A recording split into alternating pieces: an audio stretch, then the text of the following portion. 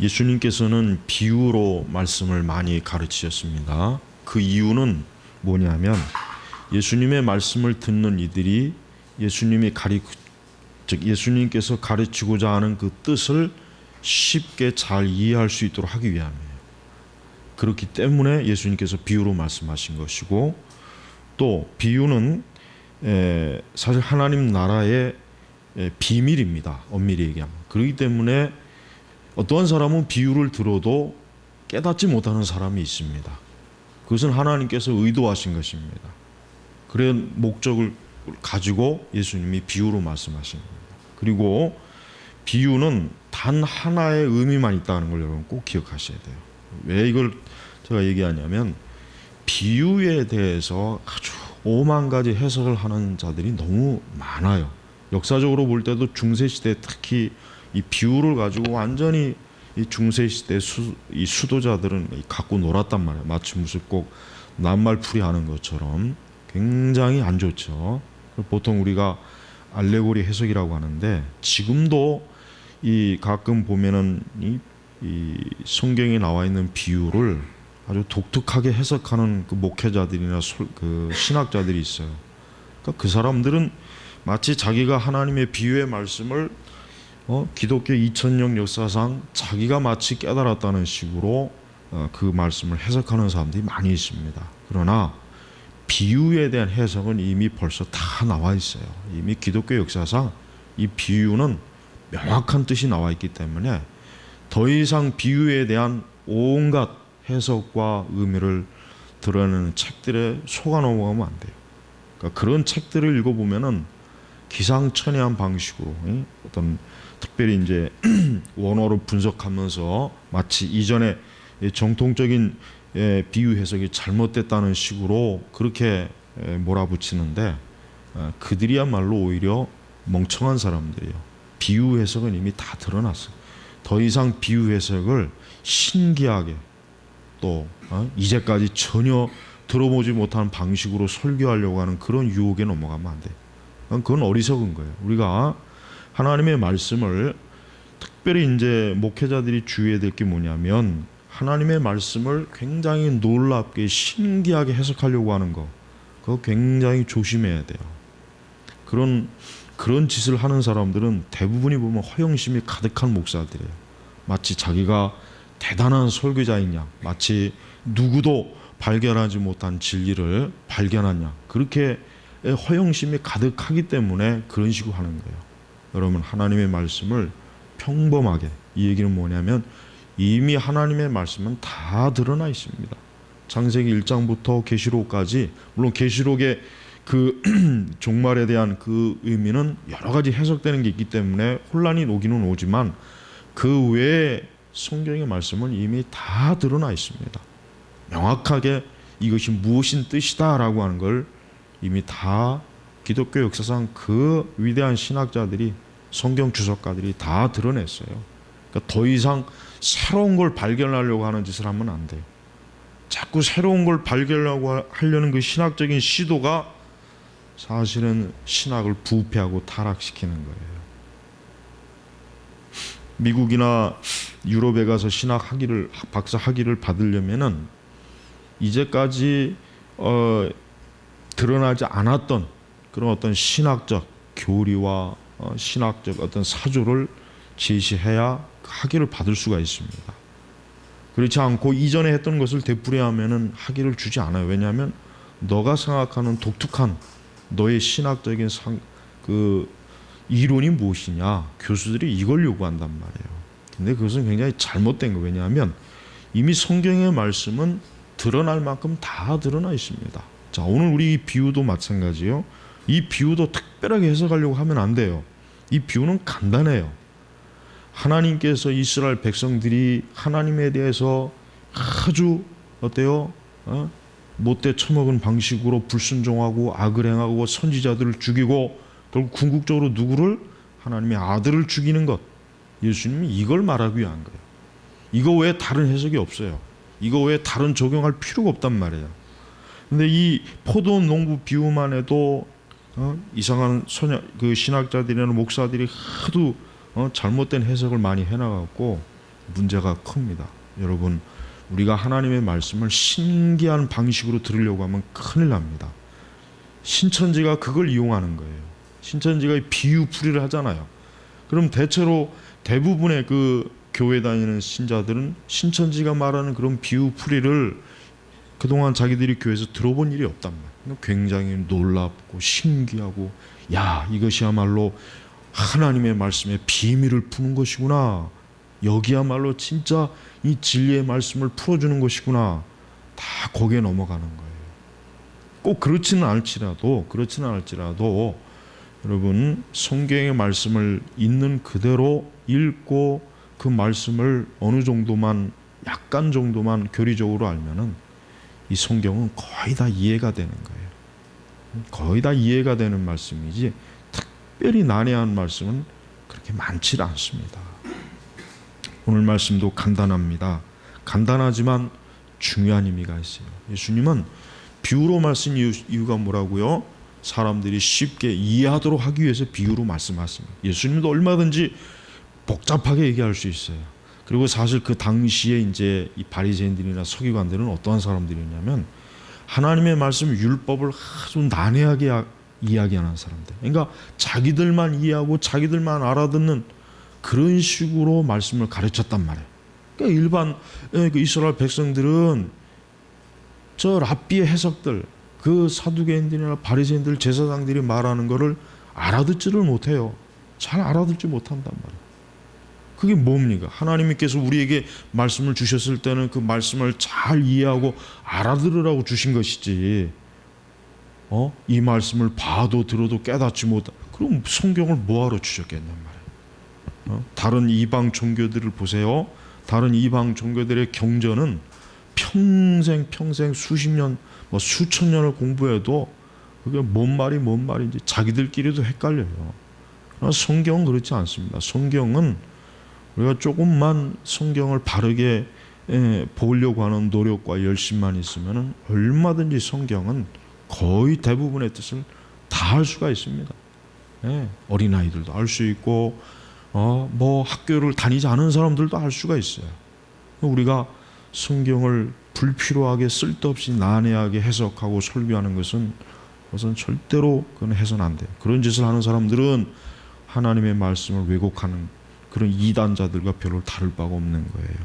자, 오늘 예수님이 하신 말씀의 근본적인 의미와 그 목적을 우리가 잘 살펴보겠습니다. 예수님께서 하신 이 말씀의 중요한 핵심은 뭐냐면, 우리가 12절 보니까 그들은 예수께서 이 비유로 자기들에 대하여 말씀하신 줄 알고, 자, 예수님께서는 이 비유로 말씀하셨는데 참 놀랍게도 이 비유를 말씀하신 타켓, 예수님을 말꼬리를 늘어지기 좋아하는 이 사람들이 이 비유를 깨닫는 일이 많았습니다.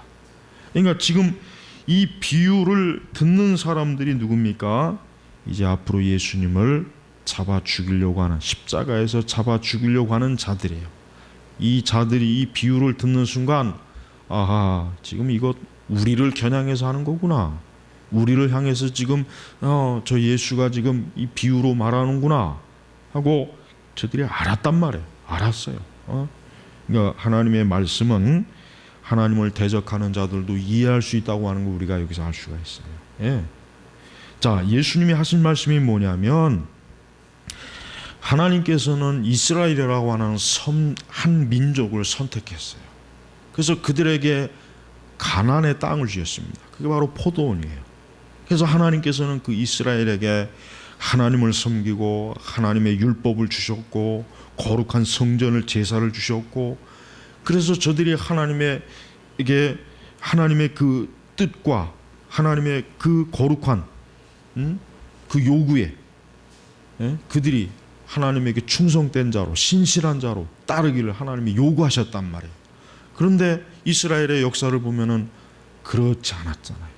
됐습니까? 여기 보니까 특별히 그 종들을 붙잡아 때리고, 또 심지어는 그 종들을 잡아다가 아주 어때요? 죽였고. 그러니까 보니까 3절, 4절, 5절 보니까 여기서 이 종이 누굽니까? 선지자들이에요. 지금 선지자를 말하는 거예요. 하나님께서 이스라엘 백성들과 유다 백성들에게 너희들이 하나님을 불순종하고 너희가 하나님의 말씀의 뜻에 벗어나고 자꾸 그런 길로 가지 말아라 하고 선지자들을 많이 보냈는데, 그러나 보내는 선지자들마다 다 어때요? 잡아다 죽이고 저들을 핍박하고 그런 역사가 이스라엘의 역사란 말. 그러니까 예수님께서 지금 그걸 얘기하는 거예요. 너희가 하나님에게 한 짓을 생각해봐라. 하나님께서 너희를 모든 민족 가운데서 자기의 백성으로 삼아서 너희들에게 얼마나 많은 축복을 주고 은혜를 주었느냐. 가나안의 젖과 꿀이 흐르는 땅도 너희들에게 줬고, 다른 민족들은 알지 못하는 거룩한 율법의 계시도 줬고, 그 모든 걸 내가 너희들에게 다 줬는데 너희들이 나에게 한 것이 무엇이냐? 내 종들을 잡아다 죽이고, 결국엔 뭐예요? 결국에는 하나님의 아들까지도. 그러니까 예수님은 지금 이 비유를 말씀하시면서 예수님 자신이 십자가에서 죽으실 것까지도 지금 미리 예언을 한 거예요. 미리 예언한 거란 말이에요. 예수님이 하신 말씀의 근본적인 뜻은 뭡니까?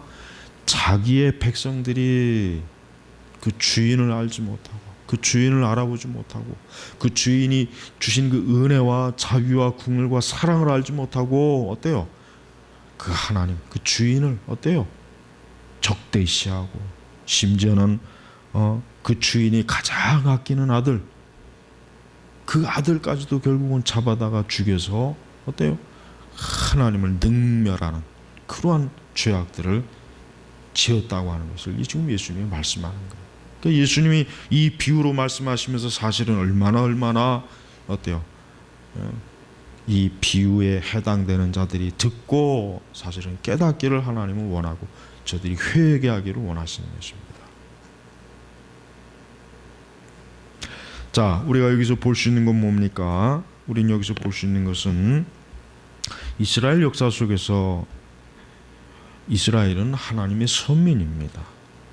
이스라엘은 하나님의 선민으로서 중요한 게 있습니다. 뭐냐면 하나님에 대한 의무를, 하나님을 섬기는 의무를 그걸 다 해야 돼요. 그리고 하나님은 이스라엘 백성들에게 대한 권리가 있어요. 무슨 권리입니까? 하나님께서 자기의 백성으로 삼으셔서 하나님이 돌보시고 하나님이 인도하시고 하나님이 이끌어주시고 보호하시고 책임져 주시고, 그러니까 당연히 하나님은 이스라엘에 대한 뭡니까? 권리가 있는 거예요. 그리고 이스라엘 백성들은 하나님에 대한 거룩한 의무가 있는 거예요. 근데 하나님께서 이스라엘에 대한 그 책임은 다 해주시는데 어때요? 정작 이스라엘은 하나님께 대한 의무는 안 하잖아요. 사사건건 저들이 얼마나 많이 하나님에 대해서, 하나님의 말씀, 하나님의 뜻, 하나님을 거룩하게 섬기는 의무를 다 저들은 어떻습니까? 소홀하게 하죠. 그러니까 하나님께서 그와 같은 것들에 대해서 얼마나 많이 구약성경에 말씀하셨어요. 구약성경 전체 분량을 볼 때 하나님께서는 이스라엘을 책망하신 말씀이 거의 대부분이에요. 거의 대부분. 여러분 사사기 그 이전 볼 것도 없어요. 사사기부터 봐도 하나님께서 그 이스라엘들을 얼마나 많이 책망했습니까? 우상 숭배하지 말아라. 이방 풍습을 쫓지 말아라. 하나님의 뜻을 벗어나지 말아라. 너희는 거룩한 백성이니까 거룩하게 살아라. 하나님께서 얼마나 이와 같은 하나님의 거룩한 그 교훈과 말씀을 주셨는데도 저들은 항상 어때요? 늘 항상 벗어나는 것을 밥 먹듯이 했단 말이에요. 자, 이것이 오늘 우리 신약시대 성도들에게 어떠한 의미를 줍니까? 우리도 마찬가지입니다. 우리 그리스도인들도 하나님의 은혜와 자비를 받은 사람들이에요. 우리도 하나님의 특별한 선택을 받은 사람들이에요.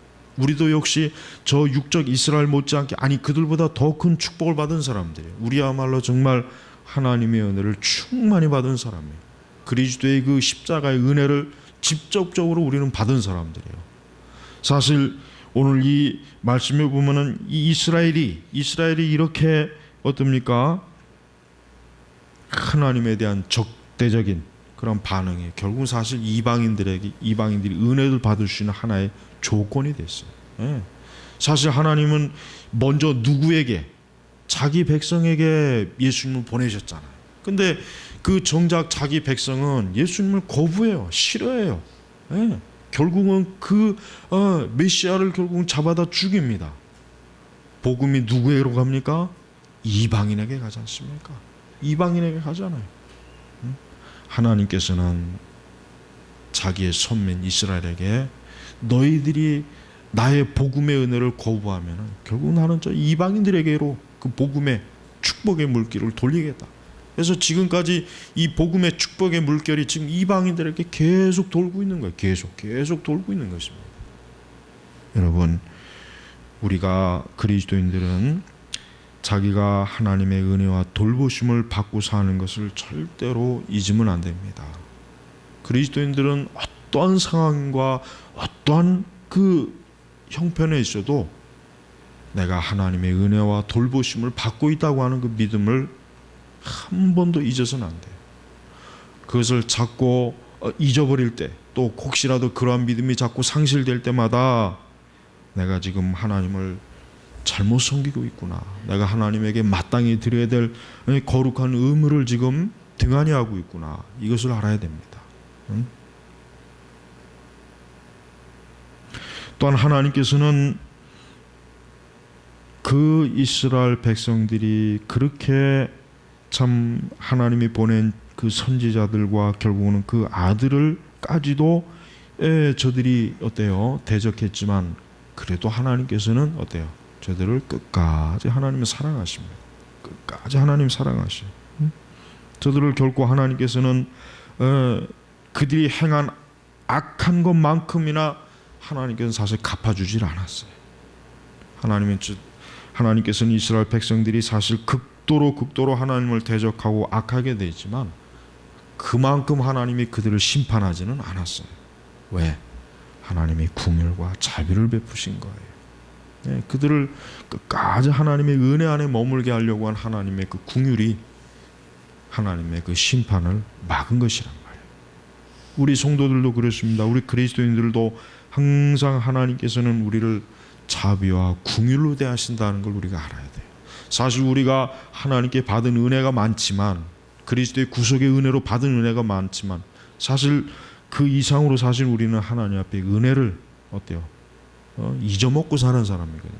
감사하지 않고 온전하게 믿음으로 하나님을 신뢰하지도 않고 마땅히 하나님을 영화롭게 해야 되는데 영화롭게 하지도 않고 오히려 우리는 더 죄를 많이 짓습니다. 그러나 하나님께서는 우리가 죄를 지은 만큼 우리를 심판하거나 그러진 않아요. 왜? 우리를 하나님의 그리스도의 그 보좌에 우리를 끝까지 우리를 보호하시는 것입니다. 또한 우리가 여기서 알 수 있는 것은 무엇입니까? 인간이 얼마나 하나님에게 적대적인 본성을 가지고 있는지를 우리가 알 수가 있습니다. 자, 보십시오. 예수님의 비유 중에 보면은 이 포도원 주인은 사실 보면은 그 농부들에게 아낌없이 베푸는 분으로 지금 나타나고 있어요. 베푸는. 포도원도 누가 만들어 줍니까?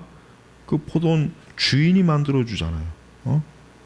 포도즙 짜는 구유도 누가 만들어 줍니까? 주인이 만들어줘요. 망도 세워주고 농부들에게 다 줍니다. 다 줘요. 근데 그렇게 많은 걸 줬는데 이 농부들이 얼마나 이 배은망덕합니까? 그 포도원 소출 중 얼마를 받으려고 한 종을 농부들에게 보냈는데 이 농부들이 어떻게 했습니까? 그 종을 때리고 또 종을 또 보내면 또 잡아다가 또 때리고 결국은 나중에 그 종을 잡아다 죽이고. 자, 보세요. 그 포도원 주인은 소출 중 얼마를 받으려. 얼마. 그러니까 다 받는 것도 아니에요. 얼마.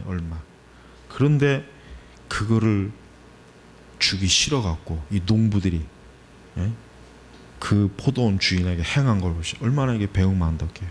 지금 이걸 뭘 얘기하는 겁니까? 하나님께서는 하나님의 백성들에게 모든 걸 주신 거예요. 뭘 주셨습니까? 하나님의 것으로 삼아 주셨잖아요. 우리 성도들은 그리스도의 십자가로 구원해 주셨단 말이에요.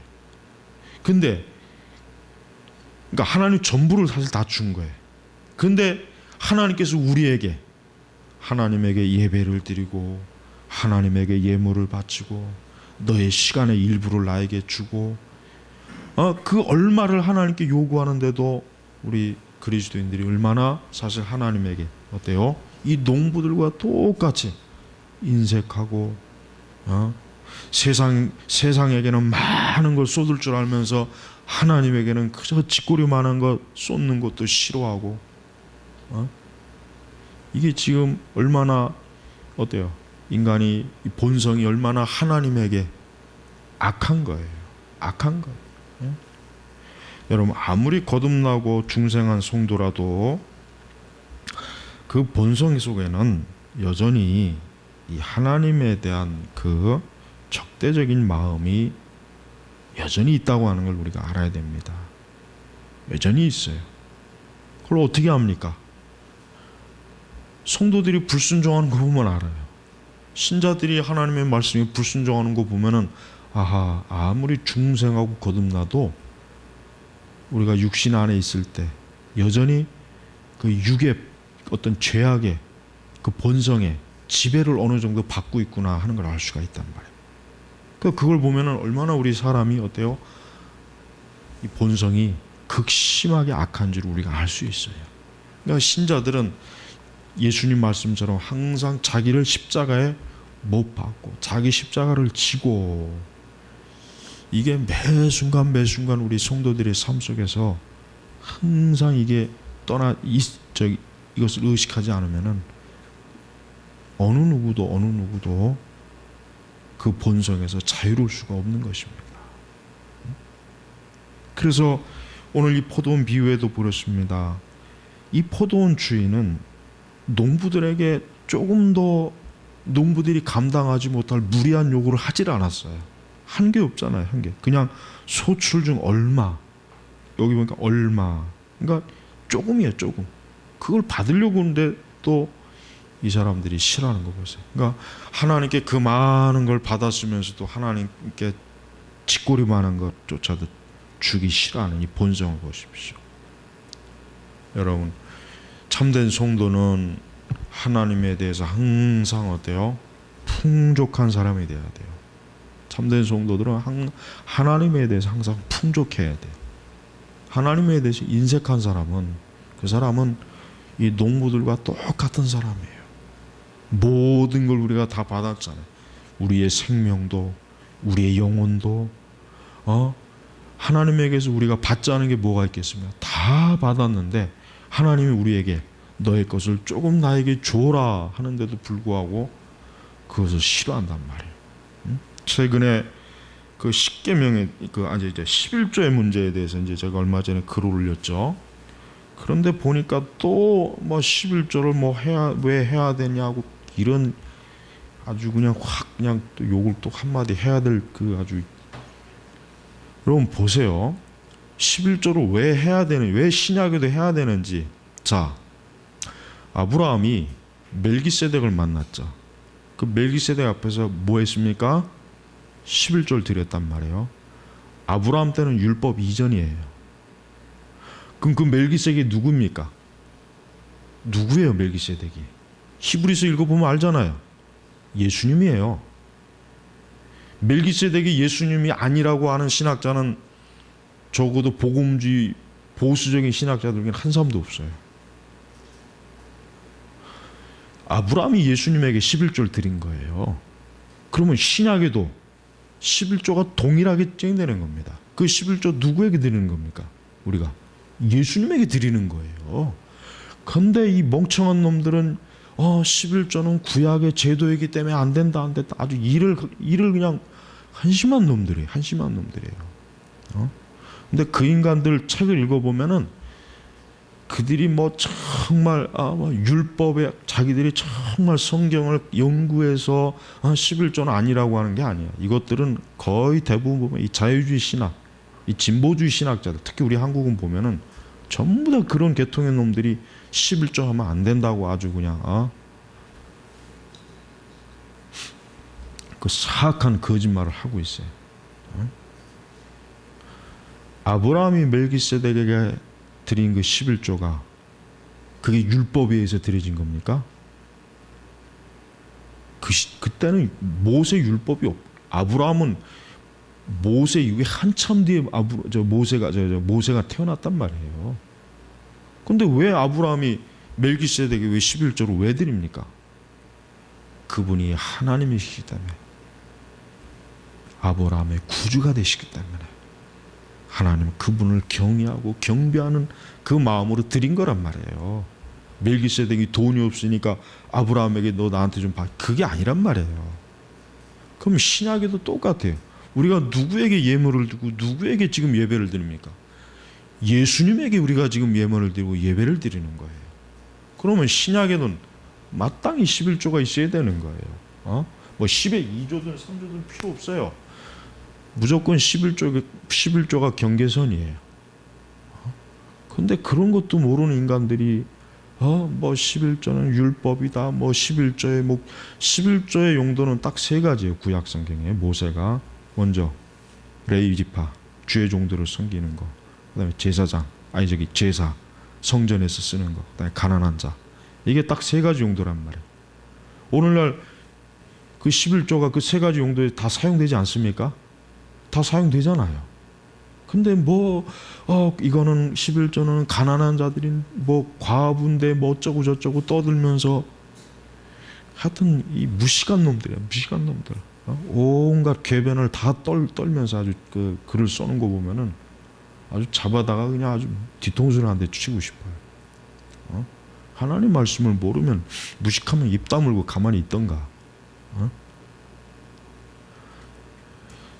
그게 그런 생각이 나오는 것, 그 마음이 뭐냐면 하나님에게 드리는 게 싫으니까 그런 거예요. 드리는 게 싫으니까. 하나님에게 드리기 싫으니까 온갖 궤변을 떨면서 11조 하면 안 된다고 거짓말을 치고 있어요. 개혁교회, 여러분 유럽의 개혁교회는 11조 안 해요. 그건 맞는 말이에요. 근데 그놈들이 그게 잘하는 게 아니란 말이에요. 유럽의 개혁교회가 11조 안 하는 건 그건 아주 멍청한 짓이에요. 그건 바보 같은 짓이에요. 그래서 유럽의 교회가 그 꼬라지가 어떻게 잘 됐습니까? 하나님에게, 인간이라고 하는 것은 하나님에게 그 얼마를 하나님이 요구하는 게 그게 아까운 거야. 그게 아까우니까 그 궤변을 떨면서 드리지 말아라. 신약에는 해당이 안 된다. 그 아주 그러니까 사람의 본성이라고 하는 것은 설령 내가 길바닥에 버리고 설령 허비는 할 망정 하나님에게 드리는 건 싫어하는 거예요. 잠을 10시간 퍼자는 건 좋아도 하나님에게 1시간 기도하는 건 싫어하는 거예요. 일주일에 7일은 7일 중에 하루를 하나님께 드리라면은 차라리 그날 일을 하는 게 좋지, 내가 하나님께 드리는 게 싫어해. 본성이 그럽니다. 본성. 내가 돈 1,000원을 길바닥에 버리는 한이 있어도 그 중에 10분의 1을 하나님께 드리기 싫어하는 거예요. 이게 사람의 본성이란 말이에요. 악한 본성이란 말이에요. 본성. 이 농부들 보세요.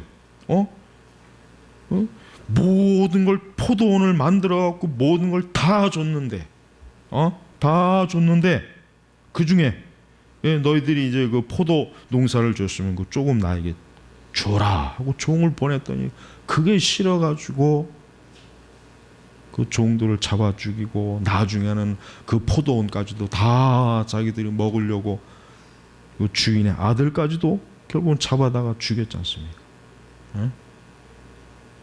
여러분, 이게 뭘 얘기하는 겁니까? 사람의 마음이 얼마나 창조주 하나님, 또 구원자 하나님, 아니 이 세상 만물의 주인 되신 하나님에게 이 사람이 어떻게 돼요? 악한 본성을 드러내는 거예요. 악한 본성. 우리 성도들이 꼭 알아야 될 게 있습니다.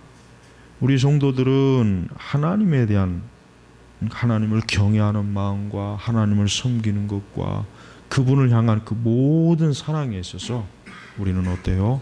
가득 넘쳐나야 돼요. 가득 넘쳐나야 돼요. 자, 보십시오. 8절에 보면은 그를 잡아 죽여 포도원 밖에 내던졌다. 그를 잡아. 이게 누구입니까? 예수님이에요. 결국은 예수님을 십자가에 잡아가지고 저들은 죽입니다. 그러면 이 예수님이 결국은 누구 때문에 예수님이 죽음을 당하셨습니까? 누구 때문에? 누구 때문에? 사실 엄밀히 얘기하면 예수님은 누구 때문에요? 사실 농부들 때문에 죽은 거예요. 농부들을 위해서 죽은 거예요. 구속사적으로 얘기하면. 우리 성도들이 알아야 될 게 있습니다. 하나님께서는 당신의 생명을 우리 때문에, 우리의 죄 때문에 하나님께서는 그 생명을 어때요? 내던졌단 말이에요. 하나님께서 그 아들을.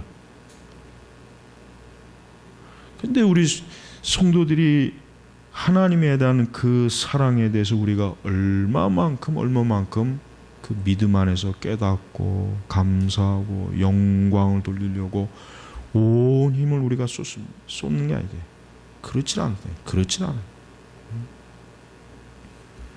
오늘 이 비유에 타켓이 되는 이 사람들은 이 말씀을 듣고도 저들이 하려고 하는 게 뭡니까? 그분을 잡고자 하였으나 기분 나쁜 거예요. 이게 바로 타락한 본성이 결국은 하나님까지도 잡아 죽이려고 하는 거예요. 인간의 타락한 본성이 결국 하나님까지도 잡아 죽이려는 거란 말이에요. 그러니까 사람이 얼마나 이 본성이 악하냐면 자기를 지으시고 창조하신 하나님을 죽이려고 하는 거예요. 하나님까지도 죽이려. 그리고 죽였어요. 사실 예수님을 죽였으니까. 이렇게 악한 거예요. 그러니까 여러분, 우리는 우리 자신도 그렇지만 우리는 사람에 대한 궁극적으로 어때요? 믿을 수가 없는 거예요. 선한 존재가 아니에요. 그러니까 우리는 항상 우리 자신의 죄성, 타락의 본성을 깨달으면서 우리가 신앙생활을 해야지, 우리가 마치 엄청나게 선하고 타락의 그 기질이 없고 내 자신이 굉장히 의로운 그런 자로 여기면 큰일 납니다. 그렇게 되면은 이 농부들과 똑같은 짓을 할 수밖에 없어요. 우리 주님께서는 이 포도원 비유를 통해서 결국은 그 제사장들이나 바리새인들이나 즉 예수님을 결국은 잡아다가 그 빌라도의 재판석에 세울 그 자들에게 또 이스라엘 백성들에게 자기들의 하나님을 잡아 죽이는 너희들의 그 죄, 너희들이 그 은혜를 모르는 그 죄를 오늘 예수님께서는 깨달으라고 이 비유로 말씀하신 것입니다. 신약의 우리 성도들도 똑같습니다. 우리는 그리스도 하나님께서 우리를 위해서 예수님을 십자가에 내어주신 것 이 한 가지만으로도 우리는 모든 걸 다 받은 거예요. 더 이상 뭐 추가로 하나님이 안 주신 게 없습니다. 모든 걸 우리에게 다 주셨습니다. 그럼 결국 우리는 그분에게, 우리 주님에게, 우리 하나님 아버지에게 절대적인 감사와 충성과 헌신과 또 믿음, 또 하나님에 대한 궁극적인 신뢰, 이것으로 우리가 하나님 앞에 나와야지.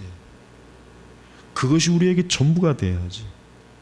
우리가 감히 어떻게 하나님 앞에 온갖 교만과 허영과 자부심과 자만심과 게으름과 어리석음과 미련함과 우리가 어떻게 감히 하나님 앞에 그렇게 우리가 서면 되겠습니까? 그러면 안 되죠. 오늘 이 말씀을 여러분 더 깊이 여러분이 시간이 될 때 다시 한번 잘 읽으면서 왜 예수님께서 이 말씀을 비유로 이렇게 하셨겠는가, 이 비유로 말씀하시는 주님의 마음이 어땠겠는가 한번 잘 마음에 품으시길 바랍니다. 기도하겠습니다. 하나님 아버지 감사합니다. 오늘도 우리에게 하나님의 은혜와 또 사랑에 또 말씀을 주시니 감사합니다. 주께서 말씀하실 때 주님이 어떠한 마음을 가지고 어떠한 심령을 가지고 말씀하셨는가를 말씀을 읽을 때 그것까지도 우리가 우리의 심령에서 깨닫고 느낌으로 이 말씀을 더욱 우리 영혼 속에서 온전하게 받아들이게 하여 주시옵소서. 감사하며 우리 주 예수님의 이름으로 기도 올렸습니다. 아멘.